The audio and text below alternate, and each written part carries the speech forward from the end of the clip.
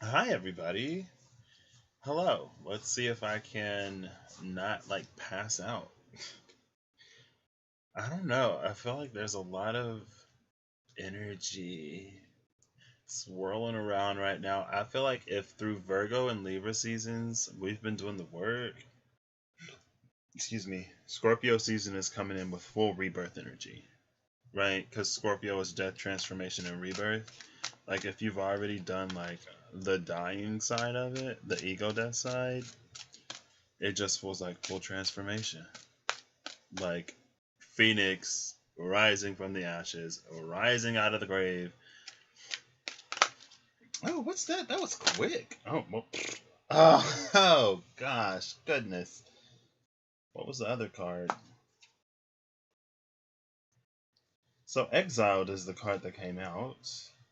Have not. I don't see Exiled too much, to be honest. I don't see. Oh, the Unknown. I don't see a lot of the more negative cards in this deck too much. Like Attachment, Challenges, and Exiled. I don't see them too frequently.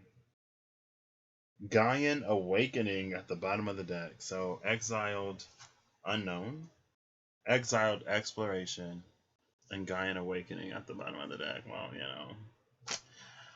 it's time for a little bit of that. And one of the easiest ways to do that is love, right?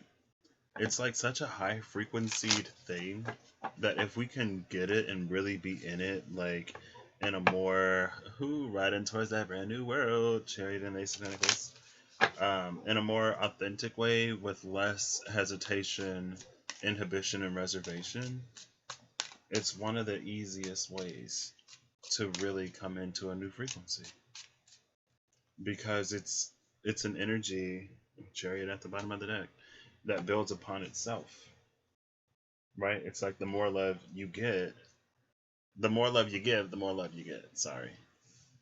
It's not a finite resource. The more it's exchanged, the more it grows. But yeah, I feel like there's a lot of energy right now. It kind of sort of feels like it almost feels like anxious energy, but it's not. I think it's just a lot and it's fluttery. It's a lot of fluttery energy. I'm not doing Exiled and Exploration. If it comes back out, then I will. I wasn't prepared yet. I had to give the deck a few shuffles. But with Exiled and Exploration, maybe we were cast out of certain spots in the past, trying to gain reacceptance or readmittance. But if we focused more on the transformation, oh, this is wisdom. I thought it was transformation. If we had the wisdom to focus on transformation and to more fully flesh out, discover why we were in the space of the unknown and why we maybe were exiled from a space of comfort, then it would have led to us discovering these things within us that we integrate into our being and that we sort of reassemble ourselves around in a way that leaves out some of the empty spaces or some of that extraneous stuff that we don't really need. Like there's a certain part of the shadow that is you, and then there's a lot of stuff that you just pick up as you go throughout the world, as you go throughout life. And it's almost like the more life you've experienced and or the harsher the experience, the more of this excess baggage you have to sort of work through. Oh my gosh. Okay. I feel like I'm about to crash now. Cause it's just like it's too much for my body to keep up with. And I have been like resting a lot in the past few days. I wake up like so rejuvenated and refreshed. I'm wearing sweatpants, so I just pulled my legs up a little bit. I wake up feeling so rejuvenated and refreshed, but then within the space of hours, then it's like I'm tired. I'm taking a nap again. Anyway, let's see. The sun is going to slide into Scorpio in probably about 3 hours, I think. Let me check. Let me check real quick.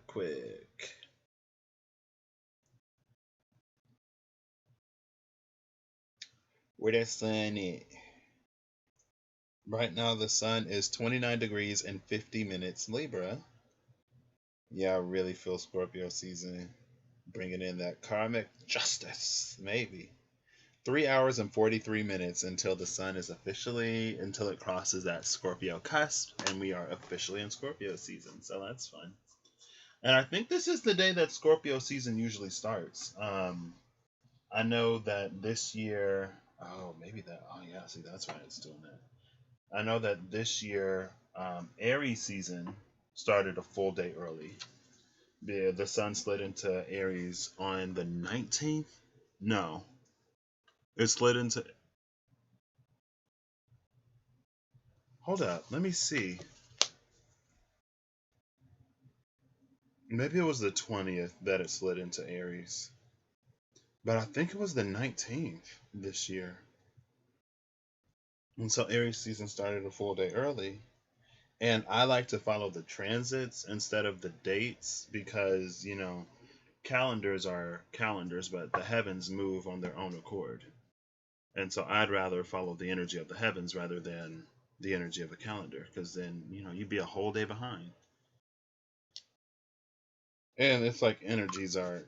So, Emily, girl, I haven't gotten a snap from her in a long time. Sorry. I think it was the 19th, though. I'm going to go to Feb 20 real quick and see if the sun is already in Aries.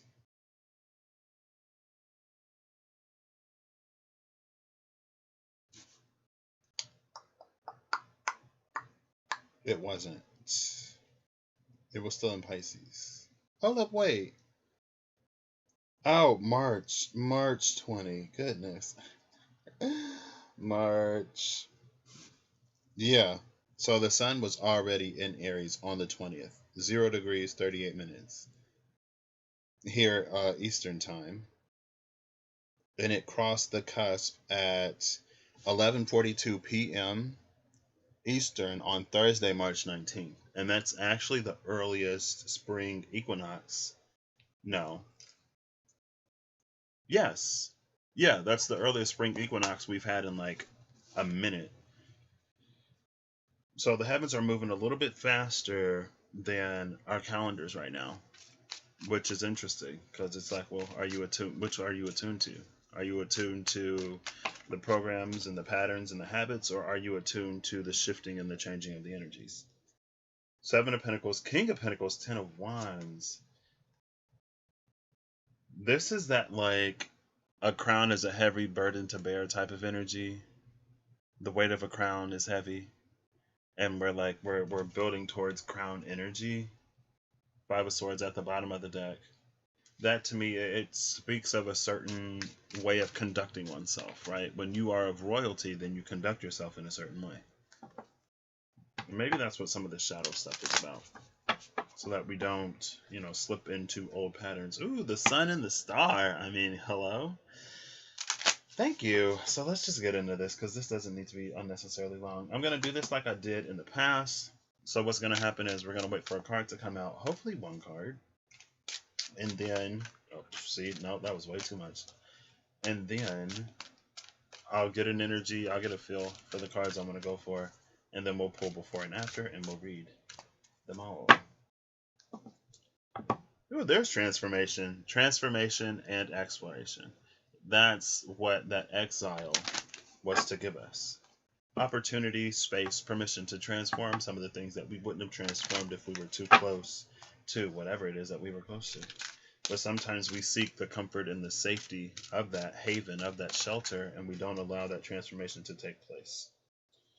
So bottom of the deck, we have the solar portal, which is the solar plexus, and then we have illumination. Illumination in the solar portal. I mean, I love that energy. Illumination is 23, isn't it? Yeah. And we had 32. I had 3223 on the new channel, on the other channel, the night before last. And it was the moon and mice. The moon was 32, mice was 23. And then flowers came out after. I believe it was the moon and mice. This is 36. That's a 369, all in and of itself, which is gorgeous. And solar plexus came out in the dice, maybe. I think it was on this channel, and I was talking about how no, it was the energy oracle cards, and there was this connection between the sun and our solar plexus, and that was us actually embodying and living that light, rather than just like I received these downloads in my crown chakra that I do like nothing with, because it's hard to ground certain things. It's hard to hold certain things if you are in a certain space. And so there's been a lot of things shaking up, clearing up the space. It's like when you heat something up, it reminds me, let's talk alchemy, let's talk chemistry. When you heat something up and then you put something else in there, it softens the bonds enough that the something else can come in, and then it reorganizes its structure around that. It's PCR. That's basically how they duplicate DNA and stuff like that. The polymerase chain reaction. They heat it up. You put these primers in there. You cool it down. You allow the natural biology to do its thing, but you put in the stuff. But you allow these molecules to do what they naturally do, and it builds this DNA off of the half that you have, right? And then you repeat it. You heat it up so that they separate. You attach the primer. You cool it down, and then you let it build itself. And then you heat it up again, so now you have two, so that they separate again. Now you have four on each side, because it's one that becomes one complete set splits into two halves. And then you get two. And then you split those again, and you get four. And you heat it up, and they separate. You put in the primer, you let it build. And it becomes this way to proliferate, right? But it's that energy. Like, things had to heat up so that bonds could loosen, bonds could weaken, attachments could not completely dissolve, but that they could be malleable enough for something to come in and to basically purify. I don't know why I want to say adulterate. Why do I want to say adulterate? Because it is an energy of purification, but to like adulterate something is to make it less pure, right? Let's ask Siri. Hey Siri, define adulterate. Adulterate means render something poorer in quality by adding another substance, typically an inferior one. Yeah. But it's an energy of purification? So I don't know why adulterate would come into my mind. Unless... Oh my gosh. So light is complementary to shadow. But the way we had it before is we paired shadow with shadow, and we paired light with light. So when things heated up and when things shook up, what it did was it separated our shadow from the collective shadow, slash our authentic shadow from like the shame and the guilt and everything else that we've sort of acquired. But it also separated our light from that, I don't want to say Hierophantian, but it separated our light from these like ethics and morals that were kind of sort of forced on us, right? So it's like we come down here complementary to ourselves, and then life happens. As we grow, we mature, we're told that this is bad, that's wrong, blah blah blah, whatever. Then the separation comes in, and our shadow then attaches to all of this shame and stuff that we pick up, and then our light attaches to the moral codes and ethical laws and stuff like that, that it's all external. And so we live this sort of separate existence within us, where our light has this complementary piece that is not us, that keeps it from reforming with our shadow that also has this complementary piece that's not us. And then as we grow and evolve, those separate things proliferate to the point where we have to go almost back to the very beginning within ourselves and root out and separate all this other stuff so we can reunite as our complementary light and our complementary shadow. And the energy of adulteration is when we take off this projected light and we take off this enhanced shadow and we allow our light and our shadow to complement and complete each other. And that's that adulteration. It's when we have the shadow pairing with light and when we have light pairing with shadow, when we've been basically training that there's this complete separation of the two. And either you're this or you're that and blah, blah, blah, whatever. But now we have solar plexus and illumination here. Light is part of the shadow. They're one and the same from different perspectives. Oops. I felt like something fell, but I guess not. That's interesting. Okay. But that's why things heat up. So it can allow for that separation. And then, stuff happens. So for illumination, we have expression, positivity and joy, and inspiration. Positivity and joy is going to be the sun, obviously. Inspiration, I'm feeling Page of Wands or Page of Swords. Page of Wands as inspiration. And for expression, I'm honestly feeling Four of Wands. But what else is expressive?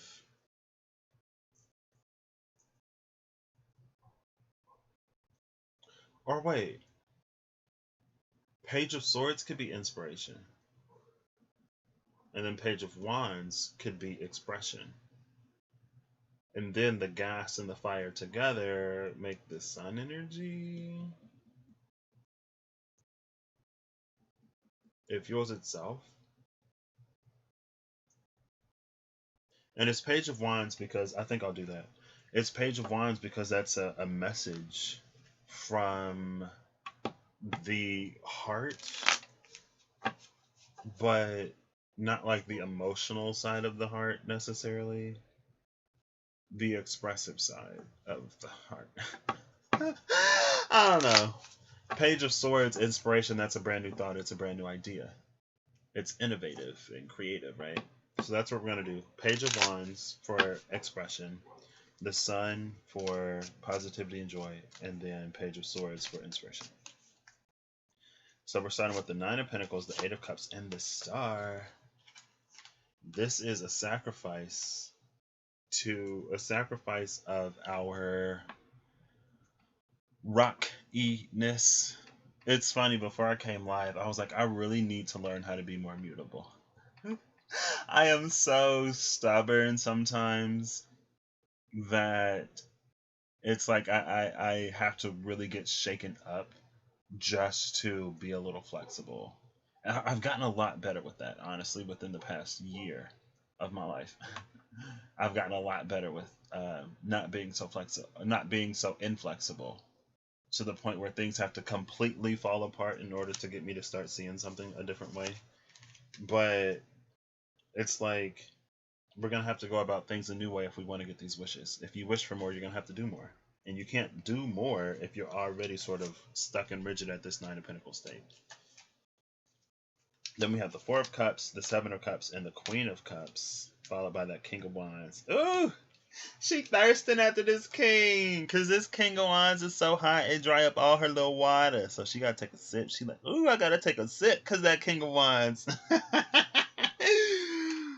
It would be like that, though, sometimes. Sometimes it'd be like that. And then here's the World card and the Page of Cups, followed by that Six of Pentacles. Okay.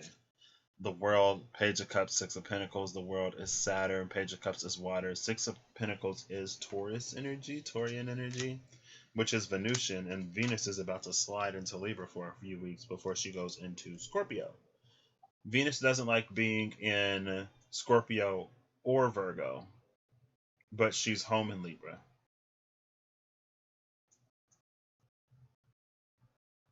So she's going to have a little bit of a few weeks here in Libra in transition between one place she doesn't like and another place. It's like between a rock and a hard place is heaven. Venus and Libra.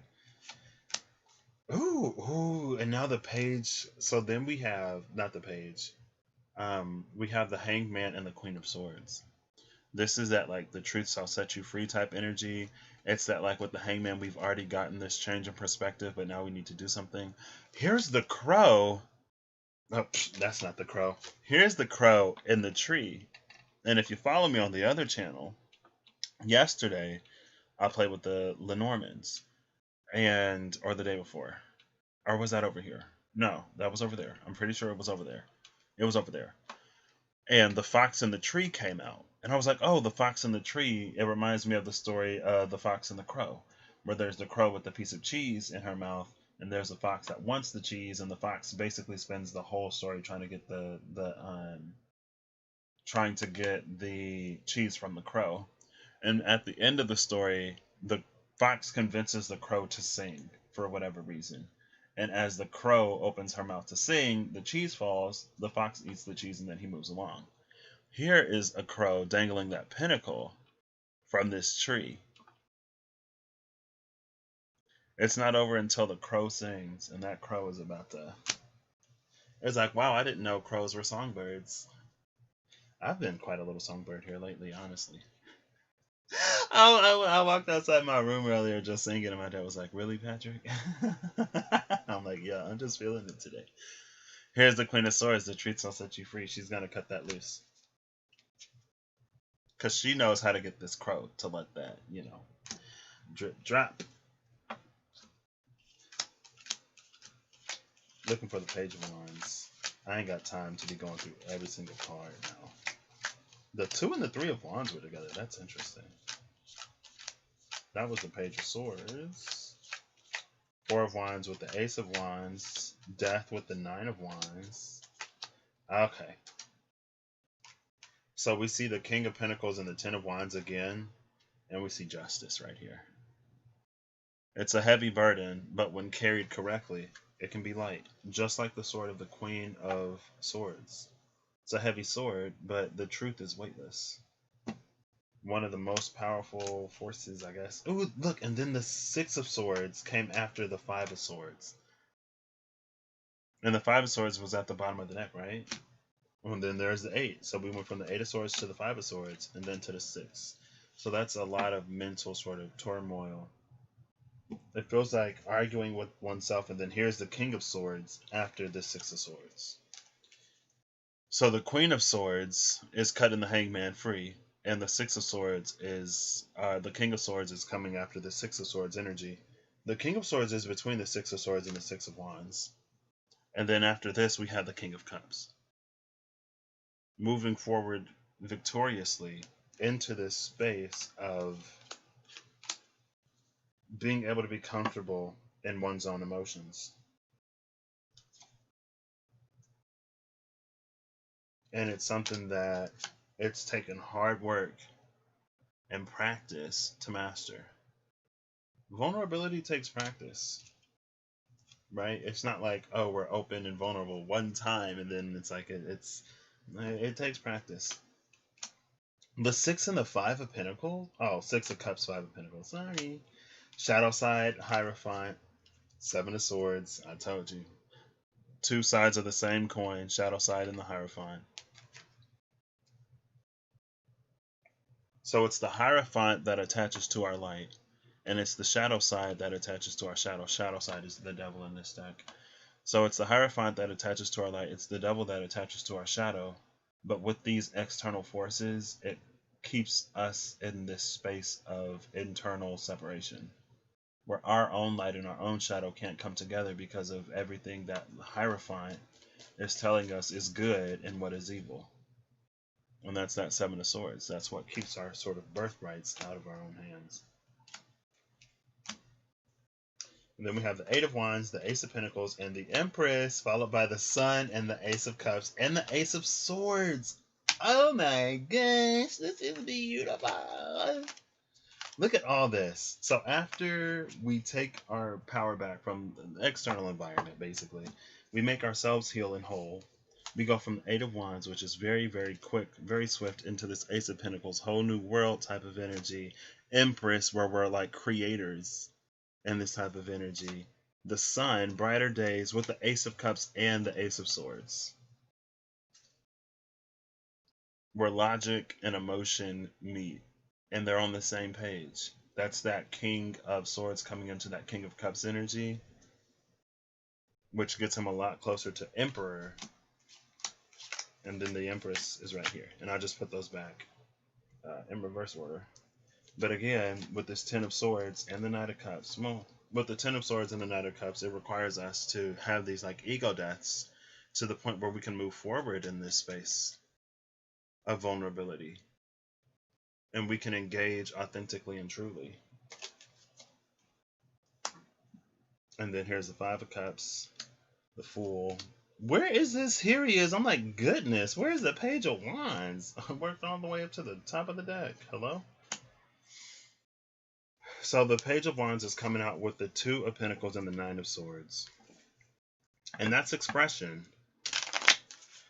So looks like something that we're hanging on to that's keeping us from that happy ending energy. And it's not necessarily the ending. It's a happy conclusion of one cycle that leads to a fortunate beginning or a fortunate start in another. Right? Ooh, Ten of Pentacles with the Hangman. See, the Crow got one penny. That Ace of Pentacles in the Crow's mouth. And then here's all 10 pennies. Maybe that's the 10th one. Maybe we're in this Nine of Pentacles state. Oh, well, there's the Page of Swords that I'm going to go looking for. Oh, wow, that did not shuffle. But that's fine. Hey, look, now it's the Page of Wands and the Page of Swords at the cut because that shuffle was terrible. Expression and inspiration. That which cannot be communicated is not easily given or received. Sometimes you got to speak on the thing you want. And if you can't speak it because of whatever reason, it almost implies that there's some blockage there that would probably prevent you from receiving it.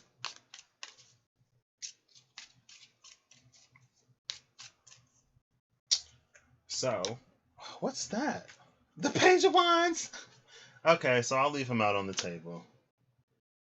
Oh, Temperance, Sagittarian energy, Eight of Wands, and the Seven of Cups, followed by the Four of Swords. This, to me, it's like in the space of having to wait or do this internal alchemy and transmutation.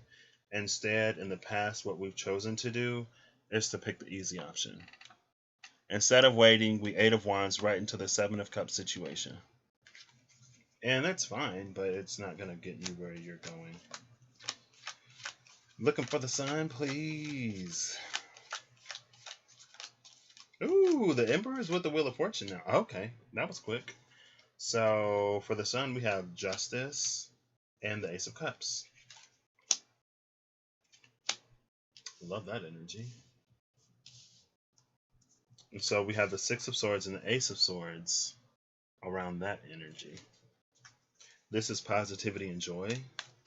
After a long period of waiting, not waiting necessarily, waiting and alchemizing, if you've chosen to do the work instead of distracting yourself with that Eight of Wands, Seven of Cups energy, then you've been in a space of making yourself ready for whatever it is that this Justice and this Ace of Cups is going to bring, because Justice is an energy of mutuality.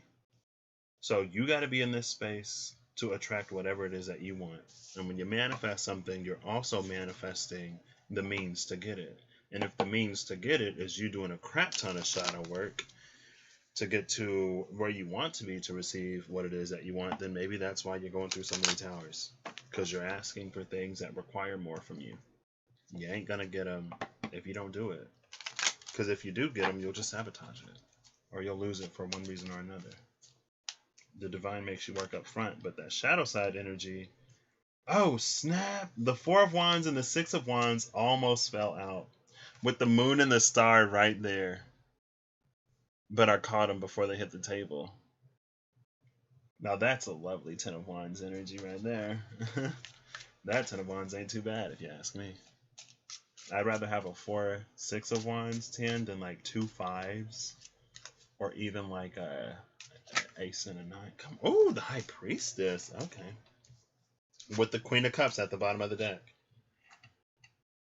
So here's the Five of Pentacles behind the Queen of Cups. So maybe we didn't understand what this separation, what these harsh lessons, this out in the cold feeling was about. But if you look at this tree, it's still growing. It may not have any leaves to show for it or many fruits to bear, but it is still growing in this space of this barren wasteland, this perma tundra frost. This is trusting and following your intuition, even when you don't know all the answers. You go through that phase anyway. Not phase. You do the work anyway. Again, instead of seeking out those Seven of Cups distractions, because they only get you further. All right. So we're starting with Shadow Side, Queen of Pentacles, and the Hierophant. Like I said, two sides of the same coin. The Hierophant and the shadow side, the devil energy, and they're both earth energies. And it's interesting because you have Virgo between them. If you follow the zodiac wheel, first you come across Taurus, the Hierophant, and then Virgo, which is that energy of purification, also the Hermit, and then the devil and Capricorn. Capricorn also rules money, and they say the love of money is the root of all evil, not money itself. And so you have this hermit that's kind of sort of stuck in between this Hierophant and this shadow side energy. But the hermit, when it goes within, it declutters all that stuff, reignites its own light and shadow. That's why it takes its light into the shadow. And we find a way sort of out of this paradigm. But for so long, it's like we've gotten comfortable with that dynamic in the Queen of Pentacles state, and we found a way to find some sort of stability within it. We found a way to grow in it, but now we're coming upon this time where it's, if you want to come into an Empress energy, you're going to have to do more than just continue to play these shadow side Hierophant games. And then, I guess, if you want this Two of Cups, then that lies on the other side of the Hierophant as well. And then here's that Seven of Swords that was right after that Hierophant. So this is that adulteration, I guess. Because before it was shadow side, Hierophant, Seven of Swords. Now it's shadow side, Queen of Pentacles, Hierophant, Two of Cups, and then the Seven of Swords. This is the thing that's hidden when we continue to try to make the best of a bad situation. When we don't do that work, when we're like, oh, I'm fine, you know? But times are changing. If you want more, you got to do more. Oh, look. Oh, she came out quick. Nine of Wands, Page of Swords, Knight of Cups. There's that Knight of Cups that lied beyond, oh, what was it? The sun, maybe? I don't remember. Was it the Seven of Swords that came after the Nine of Cups? Anyway, now we got the Three of Pentacles and the Seven of Swords. So whatever energy you cooperate with and feed into is it's what you get. Right? If you choose to ignore that which requires your attention, then, I don't know, prepare to be... It's like you're also ignoring the thing that you're manifesting. I feel like I've been saying this for a while, so it's not necessarily groundbreaking or new. But the one thing that I do like about the way that I seemingly or apparently process energies is that because I'm, like I said, I have a lot of fixed energy in my chart. I'm a Taurus moon and rising, so, but I'm like a first house Taurus moon and rising, instead of like a 12th house Taurus moon and rising. And in my mind, that just makes me extra fixed in my emotions because I personally identify with them. instead of that being in the 12th house where it's like, I don't understand why I'm like this. I don't like emotionally. It's not necessarily any better, but at least I can be aware of, more consciously aware of why I do some of the things that I do. Again, it's not necessarily better, but it does make it a little easier when you're able to identify it. But also, it's like, if you can identify this and you continue to choose this, what are you doing? That was me for a long time. And like, I went to go talk to back before I got my diagnosis for what, major depressive disorder. I went to go talk to, was that before or after? That was before. I went to go talk to one of the little therapist-y type dudes on campus, and he was like, "Oh, well, it sounds like you're like fairly self-aware and you know what's up." I was like, "Yeah, I know." Also, he was like, "The way you talk about this, you're talking about yourself as if you're like this person who isn't even you. Like, you seem so emotionally detached from literally your own life." And I was like, "Hey, listen here, doc. You asked me the information and I'm telling you what's up." Also, I was like, "Yeah, but it is what it is." Anyway, because I'm like that, sometimes it takes me a lot. It takes me a lot longer generally to move. And so, from my perception, since I am so fixed, sometimes I'll like, it's like I'm with my Pisces sun, and like my ruling planet is Venus, and my Venus is in the 12th house. My Venus is in my 12th house, and my 12th house is huge. It's intercepted, so I got all of Aries in my 12th house. It starts at Pisces and it ends at Taurus. So I got Mercury and my ruling planet of Venus, not my chart ruler of Venus, and my Mercury are both in the 12th house, and I'm a Pisces sun in the 11th house. And so in my 11th house, I believe I have both Saturn and my sun. So Saturn is like my guiding planet. So, that's why I'm such a hard butt sometimes. My midheaven is in Capricorn. I got Capricorn ruling both my ninth and my 10th house. So that means I have Cancer on the 3rd and the 4th. And then I have Leo on the 5th. But like, since that's Cancer, the moon only rules one sign. And I got a theory about that, I guess, before we get into this, because I've been thinking lately. And in astrology, we treat the sun and the moon as the only two luminaries. But in reality, the moon isn't a luminary. So, should there be a 13th sign that is the other aspect of the moon? Now, I know that, Ophiuchus is there. And it kind of sort of makes sense. Because if Cancer is like the light of the moon, then I feel like Ophiuchus kind of sort of would be its shadow. Or the other side, just like, Scorpio is the shadow of Aries. It's the feminine side of Mars. Kind of like Libra would be the shadow of Venus, because it's the masculine side of Venus. Scorpio is the feminine side of Mars. Now, who determines what energy a planet carries? Don't ask me. And then Mercury is basically like hermaphroditic or agendered, and so it equally sort of has rulership over Virgo and Gemini. It's not like, it's both and neither. Anyway, I've just been thinking, like, should there be a 13th Ophiuchus, and is she actually like legit? She kind of sort of goes with the energy of the moon, but it would be that dark side of the moon that we never see.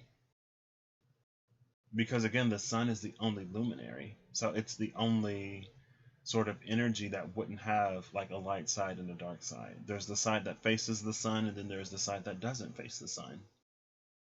Because as they rotate and revolve, as they revolve around the sun and rotate on their own axes, There's a side that faces the sun and a side that doesn't.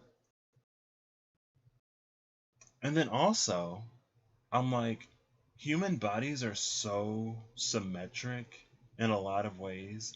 I don't know anatomy.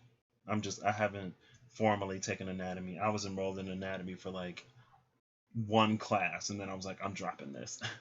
I dropped it because I didn't want to do the lab, and the section that only had the class was already full, so that's why I didn't take anatomy. Anyway, nobody asked. Anyway, but it's like the human body is so symmetric, and for a lot of the things that we only have one of, it falls on that meridian of the body or whatever.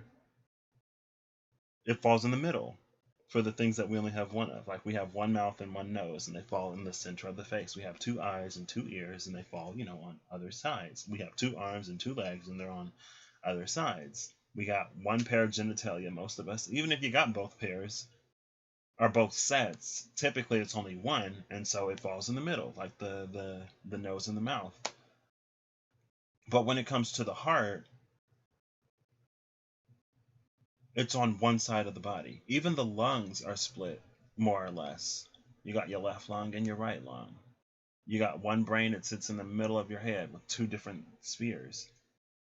But if everything is so symmetric in the human body, and again, I don't know everything that exists on the inside, but it almost feels like there is a second heart that's missing, or that the heart would be closer to the center of the chest.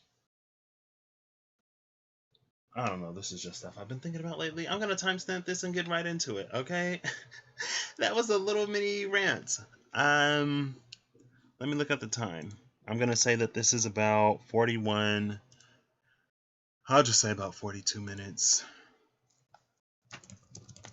Cards about 42:00 space. There we go.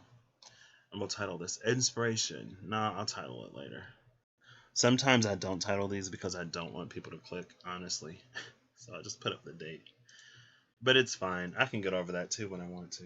Look at this sun coming in through the window. Highlighting expression. Maybe that's the sunlight. Can you start this video, please? Okay, so page wise, you have the floor. After I read the entry for inspiration number 23 it was, I believe. Yep, there it is. Illumination, sorry. I'll do my best to read this, y'all, because y'all know sometimes it's a good reading day, sometimes it ain't a good reading day. Inspiration. This image is connected with the green-blue color ray. I keep saying inspiration, illumination. With the green-blue. Illumination resonates to expanding and illuminating the essence of soul light. This sacred ray inspires all beings to always shine luminously from the heart. It's a reminder of the heart's capacity for full expression and to honor this origin of brilliance that arises deep within the soul. This radiant ray continually pulses regenerating waves of bliss directly into the heart space for ultimate replenishment. And maybe that's why I've been feeling it since I sat on the porch this morning. I'm just it is I feel like I can feel energy going through my heart space and also emanating from my heart space. And then here's liqueur. And we know all about liqueur on this channel from when the wisdom of Lord Ganesha kept popping out with that courage card. And it was like, courage, the root of courage is the French word cœur, which is heart. Anyway. Oracle interpretation of this is: lift yourself to a higher frequency of joy. You need to express this more fully. Allow the inspiration of nature, the elemental realms, and love to carry you forth in your next endeavors. It is not a time to be looking at your situation from a head space, but rather the heart space of joy, laughter, and fun. Be positive and know that the light you seek is already inside of you. Your light wants to shine and be allowed complete freedom of expression. Green aventurine and dolomite are the companion crystals, with balsam fir being the companion essential oil. So now let's get into this, shall we? So I went looking for the Page of Wands when it comes to expression, which is the first keyword of this card. The Sun card when it comes to positivity and joy, which is the second set of keywords. And then the Page of Swords when it comes to inspiration. Expression, this is a message from the heart, from the fiery space of the heart, of, whatever he has to say. Positivity and joy is the Sun card all day long, so that was easy. And then we have this Page of Swords, which is, to me, it's inspiration because it's like this brand new thought, a brand new idea. It's that God, eureka type moment, right? And I just felt led to go for the Page of Cups and the Page of Pentacles, and I'm going to have them sitting under the sun because the sun nourishes both of them. That makes the earth a fertile place. And we're just going to take it as they already were. I don't know why, but that's fine. Hey, there's the Emperor. Oh, now the Queen of Swords is with the Fool because I guess that Hangman is free. He's like, freedom. Ooh, oh, well, this is interesting. There we go. King of Swords and Karma are sitting outside of this energy. Karma is judgment in this deck. So the Queen of Swords freed the Hangman, and now she's with the Fool because the Hangman is free to do and be all of these things that was sort of revealed to them to be. And the King of Swords before was right after the Six of Swords. Now he's with the Six of Wands. It was the Six of Swords, the King of Swords, then the Six of Wands. So he's still getting that victory. But now he's with this Karma, which is closing the cycles. And it's like the Queen of Swords, like I said, she's already freed herself. Now the King of Swords is doing the same, but in a different way. So we have the Moon and the Six of Swords when it comes to the Pages of Cups and the Pages of Cups and Pentacles. The Page of Cups and the Page of Pentacles were literally right next to each other. There's the Moon, here's the Sun. Interesting. And then there's the Six of Swords. So, starting with expression, there we go. Starting with expression, we have the Nine of Swords and the Two of Pentacles. And to me, this is very much an energy of like the things that we can't express are going to be the things that are the most difficult to have. It's almost like in a lack or in an inability to even express that we want this thing, or these things.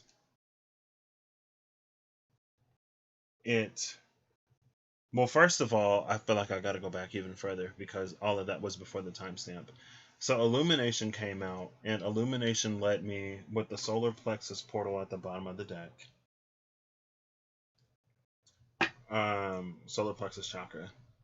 First of all, it took me back to the reading where I had the energy oracle cards down here. I don't remember which one it was, but I believe the Sun and third chakra archangel Camuel came out. It was pile number 4.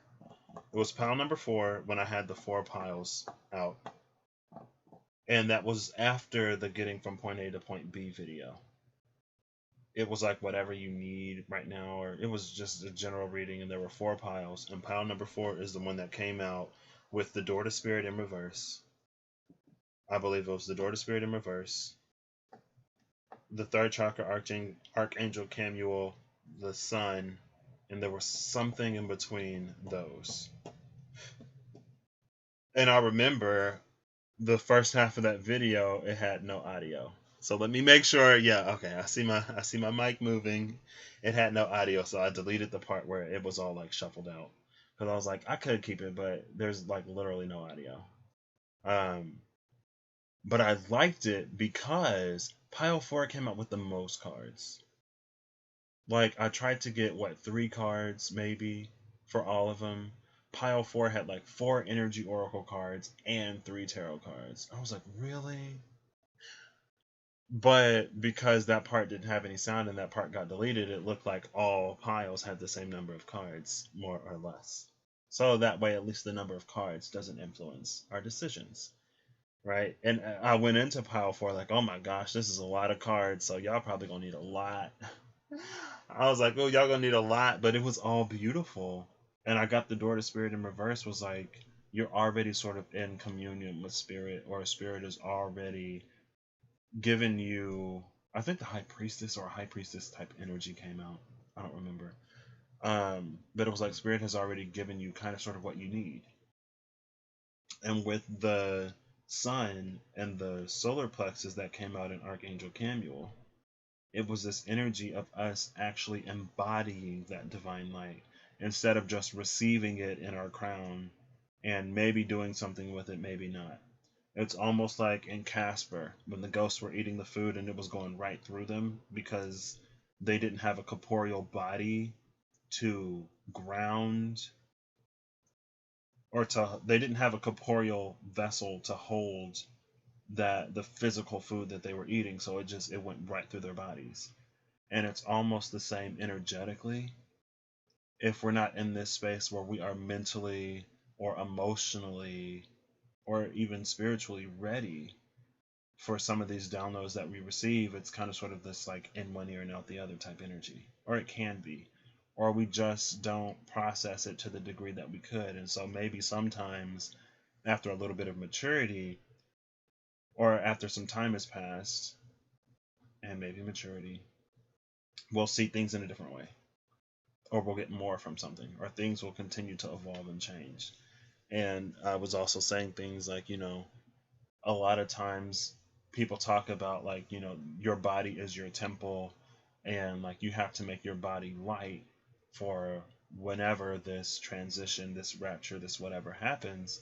And I feel like a lot of times, we focus on our physical bodies, and so we may like eat cleaner, we go vegan, we do stuff like this. And not that that's bad, but we're more than just a physical body, right? We're also our mental bodies, our emotional bodies, our etheric bodies. There's this auric field, and there are all of these different systems besides just your physical body, and those bodies need to be just as light. So enter 2020 to put us in this space, or in these spaces, to recognize some of the weight and darkness and blockages that we've sort of been carrying around, or that we have, and then to also challenge us to work through those things and to resolve those things. And as we resolve them more and more, our capacity to hold light increases.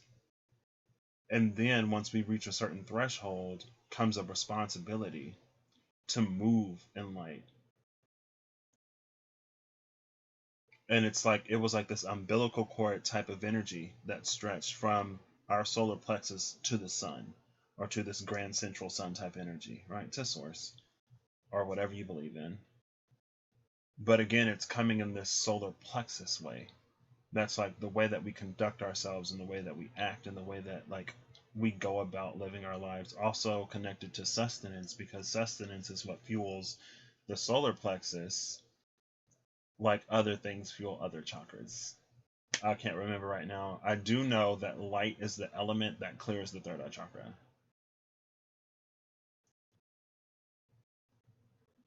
I don't remember any of the other ones, but I know it's light for the third eye. And I know that the solar plexus is responsible for sustenance, and it's the stomach area, which makes sense. But it's not only physical sustenance, it's sustenance, it's how we feed into all of those other bodies as well: mental, emotional, energy, all that stuff. And so here, in the space of illumination, we have justice and the Ace of Cups. This, to me, it's a cleansing and a purification of these still waters that were in this cup, where it flows again, and as it flows, it brings life to literally everything around it.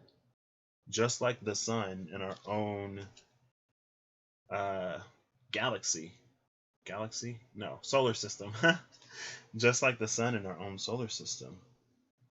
It's the basis for pretty much all life on this planet, besides those Scorpio things. because those things have found a way to live and survive and thrive in the darkness.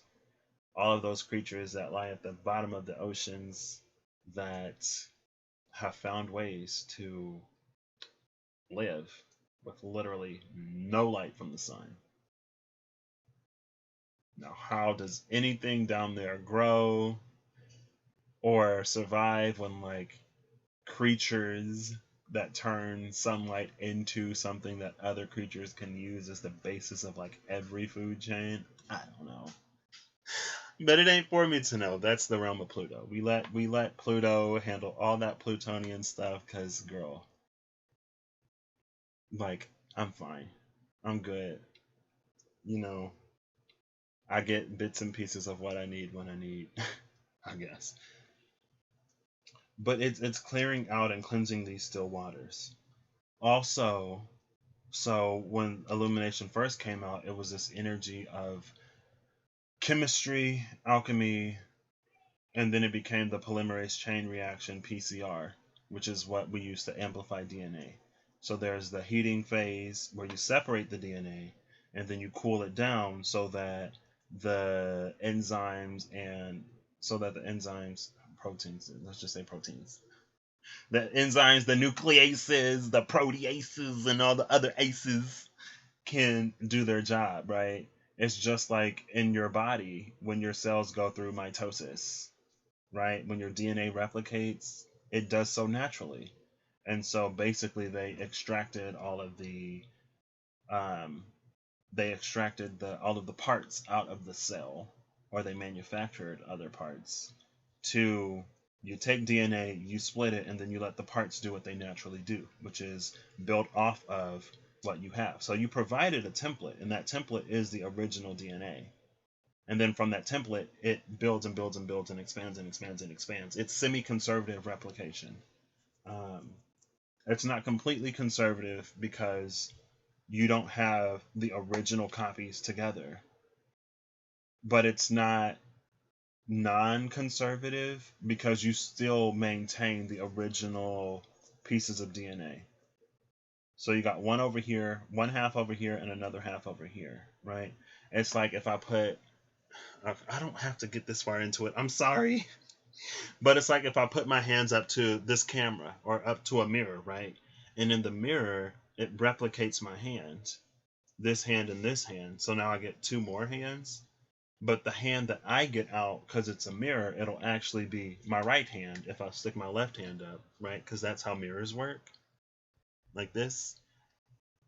So if you stick your left hand up to a mirror, it'll show you your right hand. And so, boom, it copies your right hand. And then over here, you hold your right hand up, and boom, it copies your left hand. And now you have these four hands. You have your original left hand, your original right hand, and then you have these copies of the others. And then adulteration came to mind. Basically, this, I don't want to say devolved into our light and our shadow. We come in as these more whole beings. As we grow, as we mature, as we're conditioned by society and all kinds of other stuff, our light separates from our shadow. And shadow side energy, devil energy, comes in to complement our shadow. It comes in with things of like shame and blame and guilt and stuff like that. And then Hierophant energy comes in to complement our light, which is like these ethical and moral codes and like laws and other stuff, right? This is what I should do to be good. And so it keeps our original light and shadow from being able to come back together because they're already attached to the shadow side energy over here and this Hierophant energy over here. So illumination is this energy of agitation in 2020. It's this energy of agitation to shake off, first of all, to loosen the bonds between our light and Hierophant, our shadow, and devil energy. And it's like the reverse of PCR, where we're getting rid of all of the copies that are not us. We're getting back to the original two. And then we're heating it up so we can cleave the bonds between those, and then we cool it down so our light can come together with our shadow, and then that shadow side devil Hierophant energy can pair up with itself, And that's kind of what separates us from the world, because we become these complete things within ourselves, our own light and shadow. And then it leaves that high refined energy to pair up with that double energy. Two sides of the same coin, but we're not using that coin anymore, right? We're using dollar bills now. So that was kind of sort of behind all of this. Or whatever. Quickly. And again, so Page of Wands was expression. The Sun card was positivity and joy. Inspiration is the Page of Swords. So when it comes to expression, we have the Nine of Swords and the Two of Pentacles. And again, this is the things that, like, if we can't even speak what our desires are, and there's a lot of stuff that came out in the shuffle that was quite. Oh, was that the Four of Wands? No, it's the Ace of Wands. But is the Ace of Wands still in front of the Four of Wands? Now, Six of Cups. Where's the Four of Wands? Oh, the Lovers. What? Six of Cups, Ace of Wands, and the Lovers. Followed by the Four of Cups, the Knight of Swords, and the Magician. Okay. Truth will set you free, my friend. Anyway, there was some beautiful stuff that came out before. Interesting. I'll say interesting things. It's this time of self-annealing. Annealing. Yes. It's this time of self-annealing. Healing and annealing. Maybe that's what I'm going to title this right now. Healing and annealing.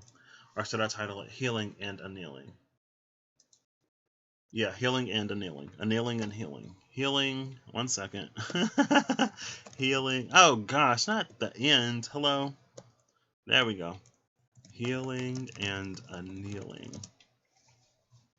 I knew that there's a reason why I took that, all of that chemistry. I mean, my major is biological engineering, and I chose a pharmaceutical process engineering path. So it's only quite natural, honestly, that I have Anyway, back to this.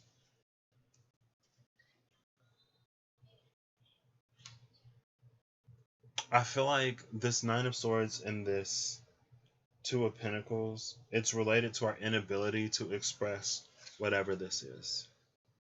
And the Ace of Pentacles came out with a bunch of cards, I believe. Anyway, it was before. Let me just focus on the now. It's keeping us in this space of indecision. And I feel like it's partly because we can't even express what we want. And if we can't express what we want, there are probably further blockages within ourselves that would prevent us from even being able to receive it in the first place. And it also feels like this energy, this would be the past most energy if this was a past, present, future type of spread of it feels like we're getting caught up in these past cycles. We're holding this old paradigm and this new one, this old world, this old reality, and this new world, new reality. And we can't fully let go of the past.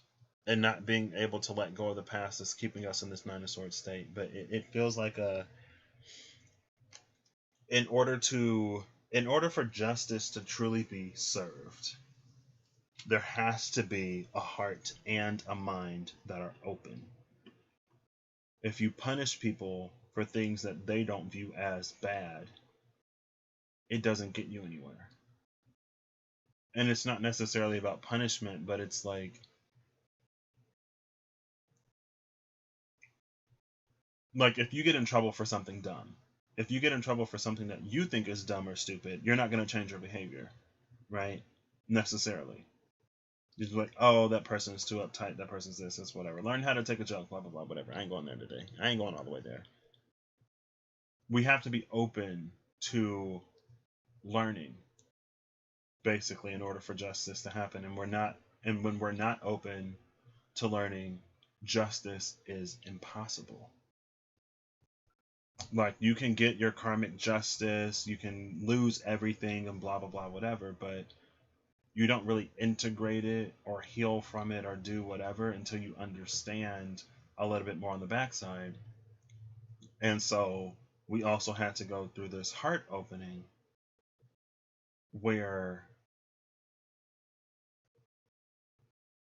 it's almost this energy of like, how much do you actually care? Or how much compassion can you give to a situation that is not your experience or that is further outside of your experience? Because in one breath, we can't be like, we're all one and blah, blah, blah, whatever. But at the same time, when one of us is hurting or when some of us are hurting, then it's like, oh, it's like, that's not my experience. It's all an illusion. It's all this. It's all that. I choose not to look at it. Hey, now the sun has moved to illumination. The sun is moving as we progress. Hopefully, I finish this reading before the sun is completely off the table. um, but it's like, if we were really all one, then when I hurt, you should hurt. And you should care that I'm hurting, and you should care why I'm hurting. And if there's anything that you can do to prevent me from hurting, then you should do that. Or you should at least care enough to not ignore me. Because if you were in the space of hurting, would you not want someone to pay attention to you? And I feel like in the past, it's been like, oh, it happens. It's life, whatever. You suck it up and you move on. But when we're talking about like these higher frequency energies, personally, I just feel like there's a little bit more compassion than that. I feel like there's a little bit more compassion than I am not personally affected by this, so I don't really care. I'm like, certainly there has to be more than that, right? But anyway, it's this feeling of like maybe your past catching up to you in some ways, and maybe even the things that you've done to people or ways that you've hurt yourself because of these things in the past. And it's not to break you down or to make you feel like you're not worthy of whatever, and it's not to keep you stuck. It's just to illuminate that, like, hey, hurt people as well. And while you were hurting, not only were you hurting yourself, but potentially you were hurting others.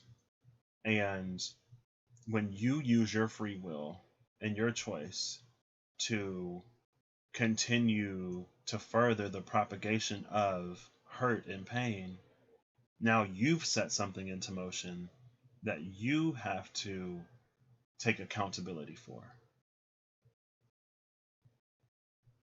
And if we can't fully understand how we have the ability to affect both positive and negative change on the world, it's almost like it keeps us separate from whatever ultimate illumination needs to happen within the self. And that's energy, that's this energy right here. Because it's like we have to reach that ego death point. We have to complete these shadow walks. Nine of Swords and the Nine of Wands, interesting. Before we can really move on to the next phase. And again, maybe there are some apologies that we need to give to people. Maybe there are some conversations that we need to have with people. And if for no other reason but to just put your own mind at ease, right? Let's say that you've wronged somebody in the past, because we're all human. And you feel that you need to apologize to that person, right? You're not necessarily, or we're not always necessarily apologizing to someone else to receive forgiveness. Sometimes we apologize to someone else to acknowledge to them and to ourselves our role in the situation. And we can come with all these excuses of what led us to do this or whatever, but there is a sort of accountability that we need to come into. And I feel like as we do that, it makes the old world side lighter, right? Because there is this justice energy here between the two pentacles. One is already heavier than the other. Slightly. You can see that one is slightly higher than the other. And it's like this old paradigm, this old experience It's like we're putting it to rest, we're putting it to bed through the space of authentic expression.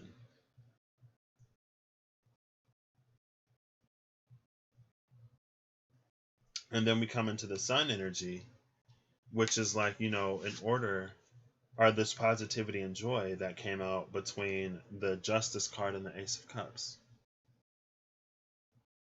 And again, this is that energy of like purifying what was once still water, allowing it to flow again, and then it's like it's bringing life to this. I mean, maybe it was an oasis before. Maybe we had some of this water flowing, but it's to get it to the point where it like turns the whole desert into this fertile land. It's that Aksunade energy. It's that light coming to a space where there was only darkness, where we only allowed darkness before. This illumination. And it's almost like we have to get over the fear of what might lie in this darkness before we have the courage to see the beauty that lies in wait.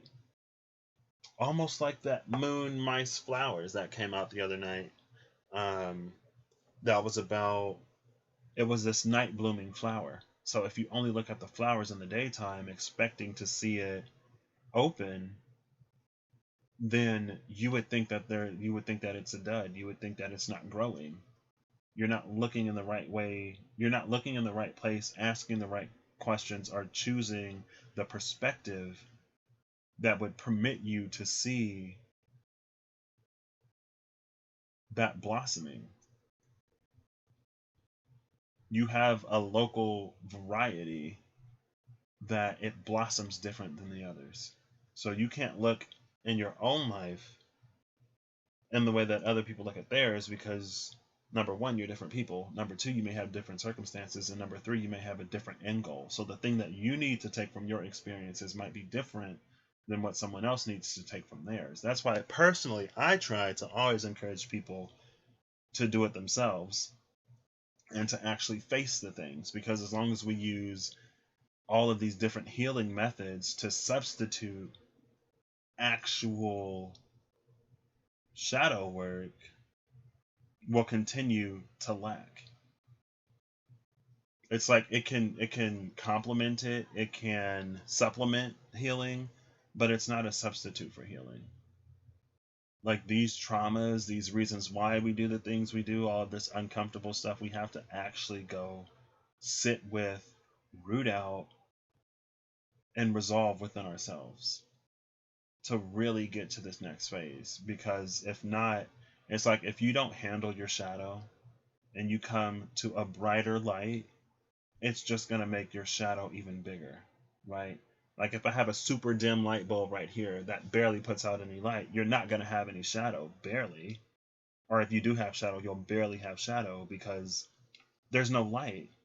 But when we increase the luminosity, increase the brightness of this light, all of a sudden your shadow goes from like this to like this, right? From like this to like my whole arm because of this light. Like let's do a little bit of this right now, right? So I just turned this light off.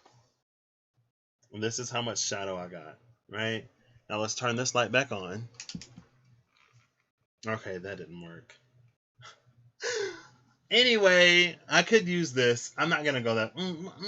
See, I'm sorry for that noise. I'm gonna do it. It would be easier if this weren't coming in the window. Okay, I think I just slapped this a little bit, but that's fine.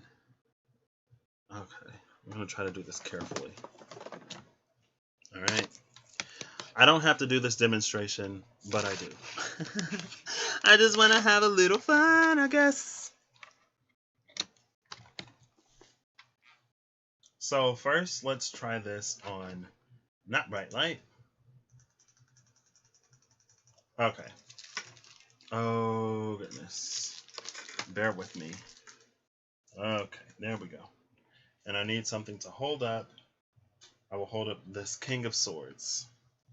Let's see if I can get him to cast a shadow. Right?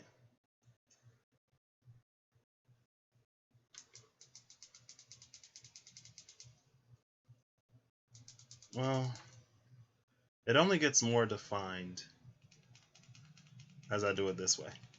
Okay, well that works. So typically it's a further and away from light, but we'll do it this way. So you see the shadow of the card now, right? On the table. Kind of barely. As I increase the luminosity on this ring light, the shadow becomes more and more defined. Like you can actually see it now, right? And again, when I turn the light down, it lightens up the shadow. And that's this energy that we're going through right now. We're coming to this space of brighter days. Brighter days are ahead. We're coming into the 5D. We're doing this and we're doing that. We're the collective. And this is what's happening in our own internal worlds. It's making our shadows darker and darker and darker, and it's not in any evil way. That's just how light and shadow work. So if you want to experience brighter light, you have to work through your shadow. If you don't, it's just going to get darker. And that's this justice energy. It's like as we resolve these things, it increases our capacity for light. It's like the light is the liquid and the shadow is the vessel. And if your shadow is weak, you're not going to be able to hold much light. And then that further clarified by the Six of Swords and the Moon. Now, this Six of Swords is interesting because it's actually sailing into the moon energy. It didn't come out this way, where we're sailing out of the moon. We're sailing into the moon. For those brave, fortunate souls, instead of poor, unfortunate souls. These abundant, fortunate souls are going through the space of darkness, learning to hold their light. And this is moon card to me lately. This is us holding our light in the space of darkness until the sun rises. When the world goes dark, shine brighter, as I said a while ago. And again, we're human, and it's this natural inclination. Like I turned up the light and the shadow amplified, right? It's like the sun is coming up over the horizon, but before it fully hits, oh, it effed up the camera angle. Hold on, wait. There we go. More or less. More or less. I feel like it's about to fall now. You see it moving? You see it swaying? Oh my gosh, I'm not going to touch it. I should have just left it. Okay, it's fine. It amplifies the shadow so that we can prepare for the light. Basically, long story short, the energy that we were in before wasn't as bright. So you can get away. Like that was the Queen of Pentacles between the shadow side and the Hierophant. And now when it comes to inspiration, oh, I love this. I love this. Because we're going from, oh, I love this for so many reasons. So we're sailing into the moon energy in the space of positivity and joy, right? So we're going from the moon to the Nine of Wands. Now this is a BAMF, a bad AMFer Nine of Wands. This ain't just run-of-the-mill wounded warrior Nine of Wands. She can go all day. She's got the stamina. She's got the strength. She's got the endurance. Now the sun is rising. We go from holding that torch in the space of the night to now the sun is rising, and we stand still victorious. Not tired, not wounded, not beat up. Okay, so physically, mentally, and emotionally. Are we drained? Sure. Are we feeling like we've been through the ringer? Yeah. But our souls, our souls have been bolstered. The fuel of that soul fire has been added to the soul fire. So on a soul level, we're stronger. We're more prepared. We're ready for this dawn, this Aksunade energy. Whereas, on the physical level, maybe we are a little bit drained. But when it comes to inspiration, as the sun rises, we're going to need to trust in spirit to get off of this battlefield. Spirit is going to tell you that this fight is over long before Hierophant and Devil Energy are going to tell you that this battle is over. Hierophant and devil energies have been energies that have basically been at each other's throats since the dawn of time. If we think about good versus evil, angels versus demons, it's always these timeless battles that continue ad infinitum. But this is that directive from Source itself before the duality and separation occurs, that we don't have to be on these battlefields anymore. And we saw the Six of Wands here under this King of Swords. Oh, under the Six of Wands, as I'm talking about receiving the directives and the orders from Spirit that the fight is over. High Priestess. Six of Wands, High Priestess, with the Queen of Cups under her. It's time to go.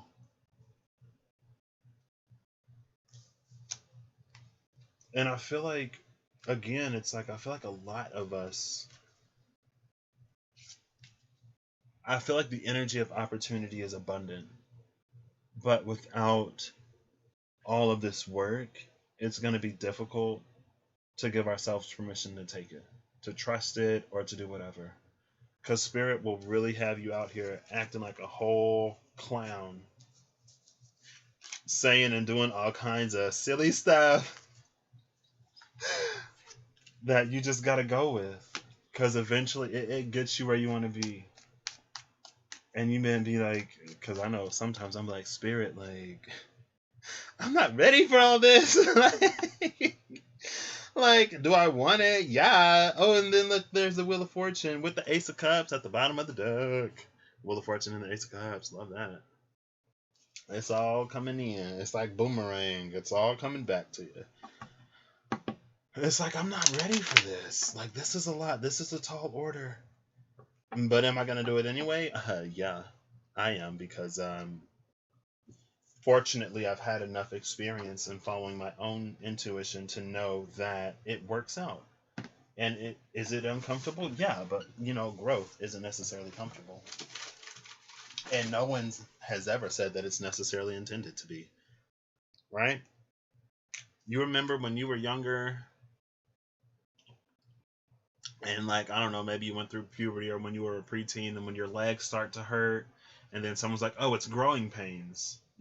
As you get taller, as your legs get longer, as your limbs do that stretchy human thing that they do, there's a little bit of uncomfortability. There's a little bit of pain.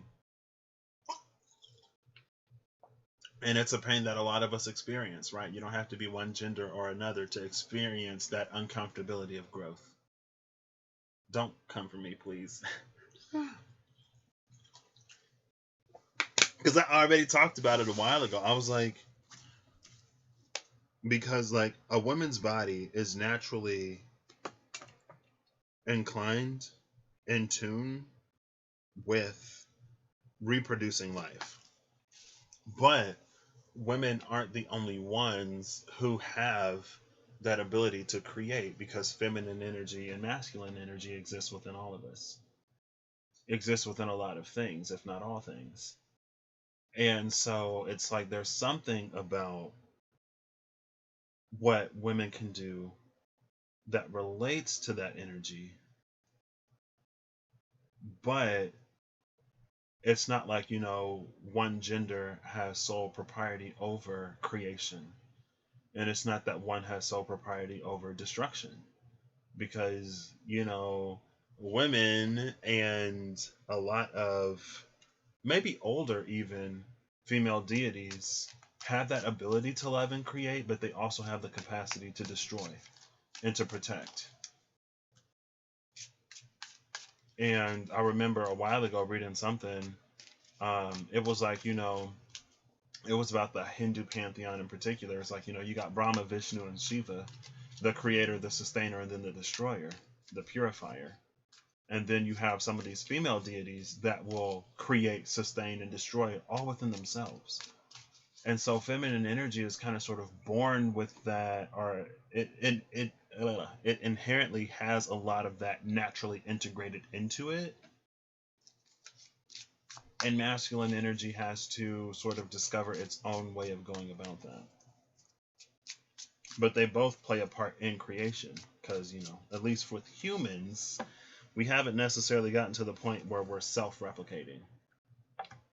So it's almost like, and I think I said it, the Hierophant spread, whenever that was, it was like, feminine energy is responsible for creating the vessel that can hold consciousness, and masculine energy projects that consciousness. And so when you get masculine and feminine energy that comes together, here is not only the vessel, but also it's the light and the shadow. It's consciousness and a body to hold it, right? Because, I don't know, life without consciousness is not really life. Is it? I don't want to say that. Anyway, that's what I got. 8 of Pentacles at the bottom of the deck. Keep up the hard work. We're coming into Scorpio season here fairly soon. If you've already did a lot of transformation, I would say you're probably coming more into a cycle of rebirth. And maybe opportunity as well. And, ooh, look, there's a heart portal. I don't know. It's just something in my mind that's like, I don't know. It has to go deeper than what we know. Oh, the promise. Because if it were that simple, I feel like we would have reached a higher state by now. And if we look at, there's transformation. Transformation and magical realms. It's like if we look at what? Everything that we know, I don't know, it's just this very South Node Sagittarius energy. Where between Hierophant energy and Shadow Side energy, we're not getting a complete picture. We're always bouncing between these poles, and there's something that exists outside of it. And it's like Hierophant energy has no stake in actually getting people to progress. Right? Because it's like, if you didn't need it anymore, then the energy of the Hierophant itself would sort of crumble. Hierophant energy is an energy that's more defined by its congregation and by its following than it in its actual self. Just like devil energy is an energy more defined by the fear of it than what it actually is in and of itself. It's like one gives context to the other, and between the two of them, we continue to play the games. And like, we can succeed in it, sure, because that Queen of Pentacles was there, but if you want to be an Empress, maybe you got to come out of that a little bit. I don't know. Take it as it resonates. I'm just some loony dude on the internet, I guess. If you meet me in real life, I probably wouldn't even talk to you. Because I'm shy. Not really. I can be. I don't know. Alright, final card, please. Because this has been a long time, and I did not necessarily plan on being live this long. Thank you. Bottom of the deck is Breakthrough. Once again, Breakthrough. Breakthrough that Hierophant Shadow Side trap. Oh, it's 2 cards. We have Sanctuary and Emergence. 11 and 35. We've had Emergence. I've seen Emergence lately, I thought. Emergence and Sanctuary. Breakthrough. Breakthrough. Emergence. Sanctuary. Breakthrough. Emergence. Sanctuary. You get it? This is that moment, kind of sort of, where we step through this portal. Where we have these aha moments, that egad, that eureka, and we approach the work in a different way. Is the 8 of Pentacles still at the bottom of the deck? Yes, it is. This is us sort of like banging our heads against the wall, trying to reach this breakthrough, trying to complete this work that we just can't figure out for whatever reason. Here's the breakthrough. Here's what we weren't seeing before. It ain't necessarily easy, but when you emerge on the other side of that breakthrough portal, you come into the sanctuary. And I love that. Love that energy. I'm not even going to read these. call me a fan of that energy. Please do. Please do.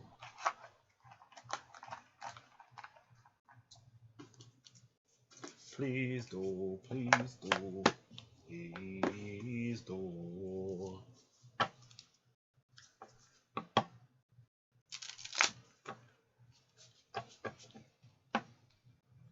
So yeah, I guess back to that.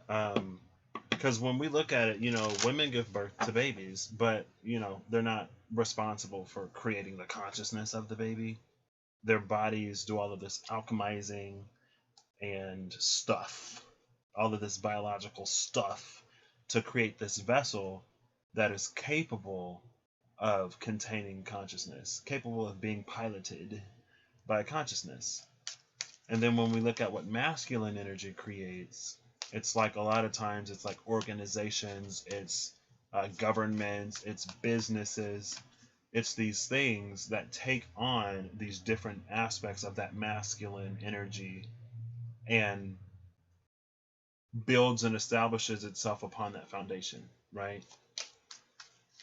Like, let's say you have a monarch, let's say a monarch who is singularly responsible for establishing all of the laws in this land.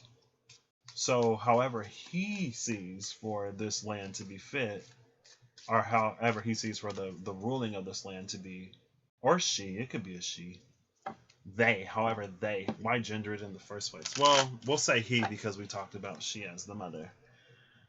It's just energy. It's like things become a reflection of his consciousness, of how he wants it to be. And he runs it in that way. It goes out into the world in that way. So that's why I say, masculine energy is the projection of consciousness, and feminine energy is the creation of the vessel. And it's not to devalue what one does. It doesn't make it any less beautiful or sacred or majestic. Speaking of majesties. But I feel like it also doesn't necessarily lead us to see almost sort of behind the veil, almost sort of into the realm of Ophiuchus rather than just Cancer, right? Cancer being the mother. Knight of Wands with the Three of Swords. They're both in reverse, though. I'll keep them in reverse. Because I was like, wait, why is this in reverse? So the Knight of Wands in reverse with the Three of Swords in reverse. And the Queen of Pentacles in reverse sitting right there behind. Well, she looks upright to you, but she's reversed to me. Sitting right there behind that Three of Swords. This is her realizing that as long as she's between that hermit, or as long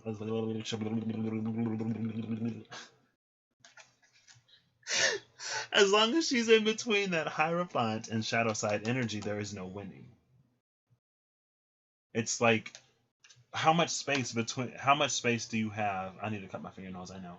But how much space do you have in that little bit of an area between two coins? Like, because they're two sides of the same coin, right? So how much space? Oops, we're all about showing stuff off today. Here's a random coin. It's a nickel. It's head side up, if you care. George Washington. The true story behind his teeth, grotesque. Wish I didn't know. So here's tail side of the coin. Here's head side of the coin. How much space does this Queen of Wands have to live between those two sides of the coin? Not much. And she's a whole gosh darn queen. It was like, you telling me that this is literally all of the kingdom that she gets to rule?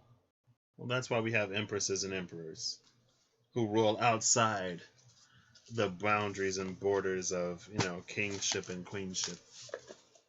Anyway, in our own lives, right? Ain't necessarily about taking charge of nobody else, because, like, why would we get rid of one Hierophant energy to replace it with another that doesn't really serve us any more than the previous one did?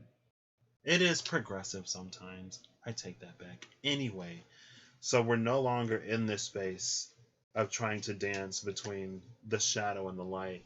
It ain't even our shadow and light. The Hierophant and the devil, Hierophant and the shadow side.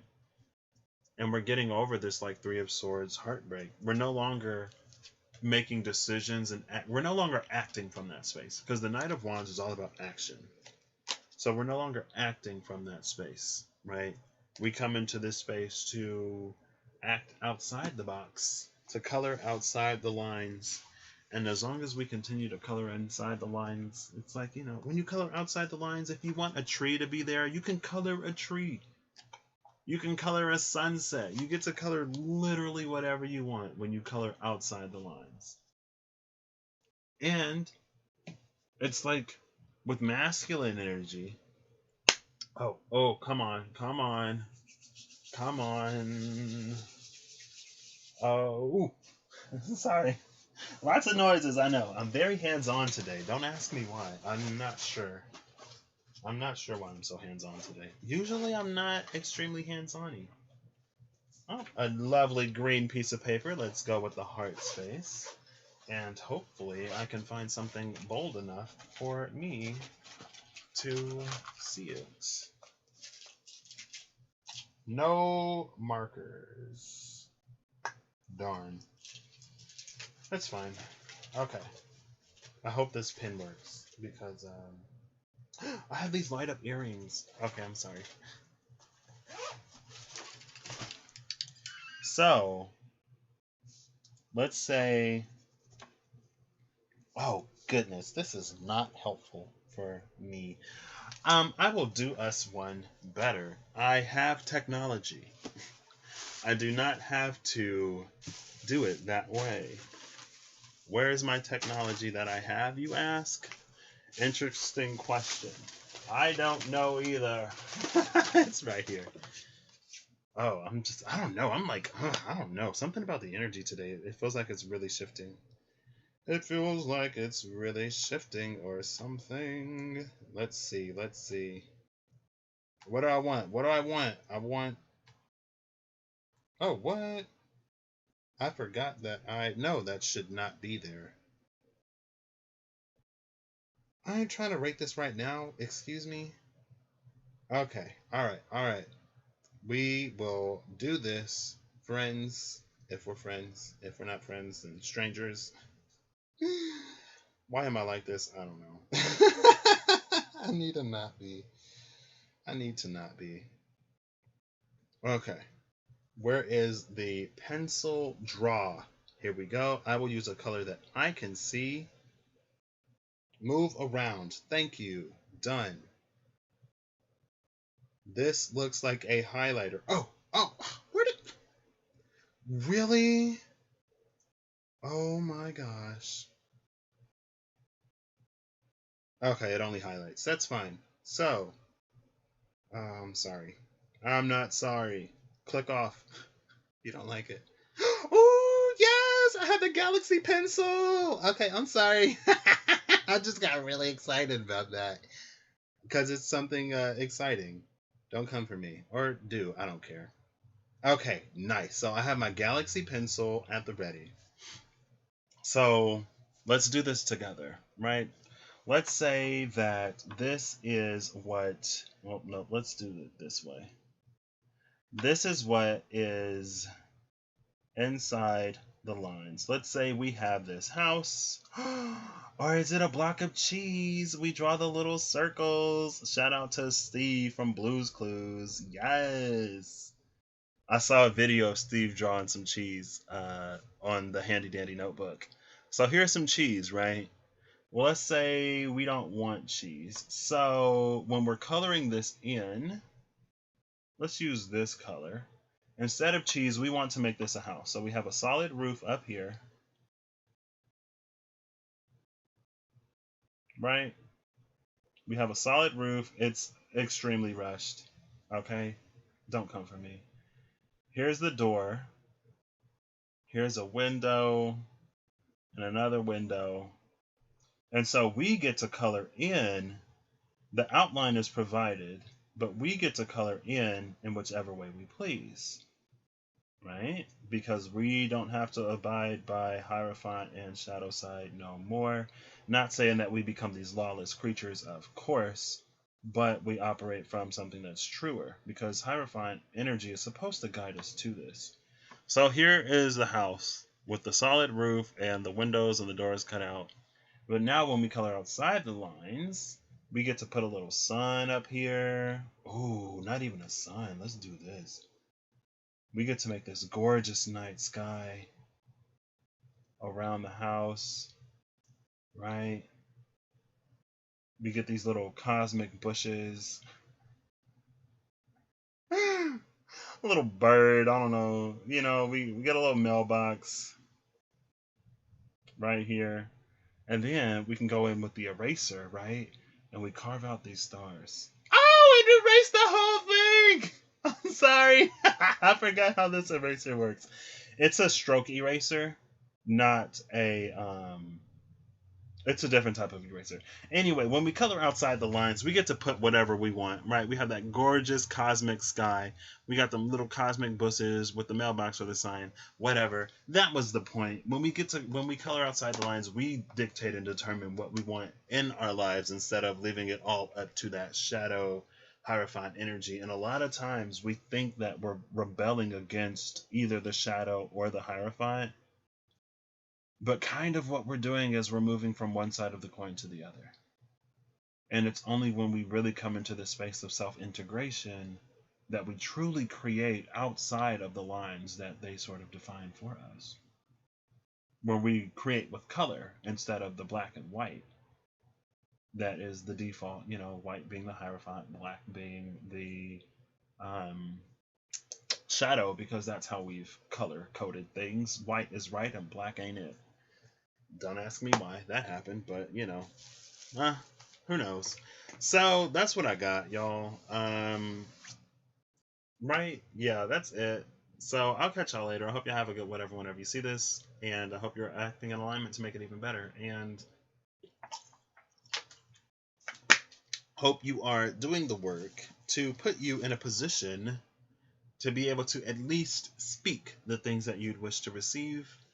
Because if you can speak it, if you can conceptualize it, if you can see yourself actually having it and then begin to move in alignment with that, not only does it put you on track to receive it into your experience, but I feel like it's also a decent way to gauge how much resistance you have to actually receiving or experiencing that thing. If you can't even speak it, there's probably so much resistance behind it that you may actively be keeping it out of your experience, even if you want it, right? And if you can't act in alignment towards getting it, then maybe you wouldn't be able to act in a way to keep it either. Potentially. It reveals resistance. Alright, I'll catch y'all later. I hope you have a good whatever whenever you see this. I already said that, and I hope you're acting in alignment to make the best possible case your reality. Or if not the best, then at least better, Because when the light gets brighter, the shadows get darker, as we've seen. Because today we're Bill Nye, apparently. We're Patrick. I almost said my last name. I mean, if you're curious, it's literally on here, so it is what it is.